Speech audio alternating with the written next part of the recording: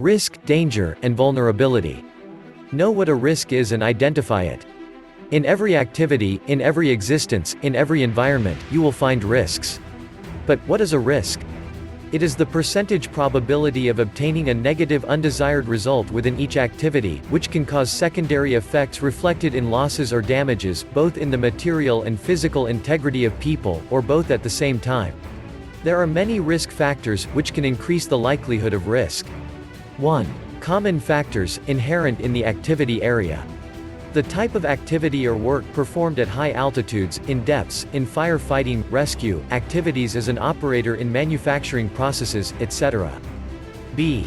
The design under specifications of materials, equipment, machinery, if it does not meet the specifications, does not meet the quality, or is not given proper use for which it was designed. C. Environmental characteristics, operational environments with water, humidity, heat, cold, air, pollution, contact with electricity, fuels, explosives, corrosive environments, speed, pressure, etc.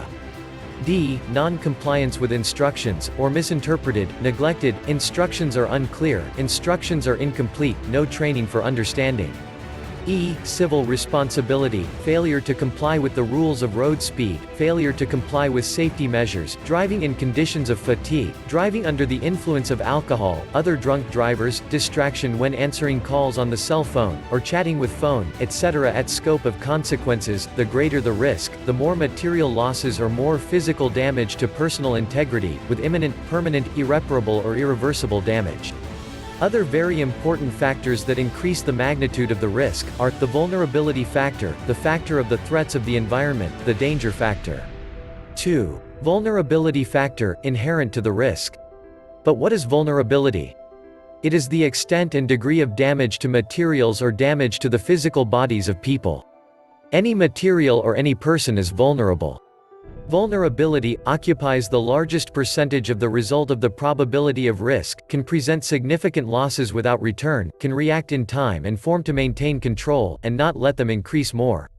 To protect human vulnerability and material vulnerability from the good approach of the design of the activity, that assure that this probability of risk does not happen is fundamental that it is due to contemplating, like it is done, using the suitable equipment of security according to the activity, and recognizing the limitations in the use of the design of the equipment, machinery, transport, to fulfill the civil regulations, etc. From here is born the concept risk analysis, necessary and important from the first prototype of the activity, product or service, to maintain control, to diminish the vulnerability as the secret but intimate of the risk, and to make improvements to the design for the guarantee of efficiency, confidence, and competitiveness. Vulnerability is always implicit within the risk.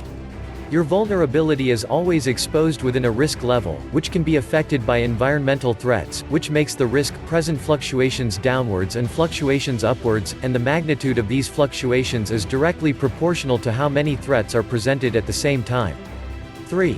Environmental threat factor may or may not be inherent in the risk. Threats, the threat is the cause of the risk that creates a harmful condition for people and material, can be present always or can arise at the unexpected moment, can be kept under control, and be minimized, when it is inherent, is part of the design, can have been identified within the vulnerability, by some deficiency or failure identified, these can be kept in control if you know their limitations, etc. Threat not inherent to the design, not inherent to the activity, this can be random and unpredictable, and is considered out of control, for example. Unexpected rain, lightning strikes, tremors, slippery floor, heart attack, loss of vision, air pollution, biological pollution, sunlight glare, flat tires, obstacles, dizziness at heights, safety equipment failure, parachute not opening, overspecification, no safety equipment, going over height limits, speed limits, others in the environment cause threatening situations from drunk driving, loss of reflexes due to fatigue, etc. 4. Hazard factor. What is danger? There are many root causes of the instability of risk. The danger factor is one of these special causes. Hazard refers to the probability of the occurrence of the dangerous situation, a dangerous situation, whether identified or not, and is an integral part of the risk, and can be decreased to a very low impact if the relevant measures are taken in time, or can be increased, if even though it is identified as dangerous it is not taken into account. The consequences can lead to irreversible disasters, despite the protection of vulnerability. The hazard may be implicit if control measures are not in place or are not complied with, or it may not be implicit if control measures are complied with, in the magnitude of the probability of the risk, and may be maintained or greatly increased. Hazard condition: when the mixture of vulnerability and hazard factors is present to the greatest extent, degree or scale, it becomes a hazardous situation, which can generate the highest degree of probability of the most irreversible damage to physical integrity, or high material losses, caused by the level of risk. This means a very high risk. Remember, great achievers take great risks, dare to take risks and succeed, but above all take care of your physical integrity.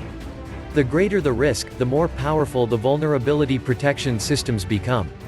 Suggestions: plan, design, verify, test, improve your materials, your activities, follow instructions, stay out of limits, recognize your capabilities, protect your vulnerability with special equipment that must be used for each activity in risk conditions, perform a risk analysis, train with specialized personnel, know the vulnerabilities of your security equipment, know the limitations of your equipment you are operating, do not exceed if it is not necessary to exceed speed limits, do not exceed depth limits on land or sea if it is not necessary, do not exceed mountainous height limits if it is not necessary. If you exceed the limits, you should always be aware of the consequences of the risk, stay out of it, always alert, and in high-risk situations always work with a team of people, never do it alone, they can save you, always have a plan B.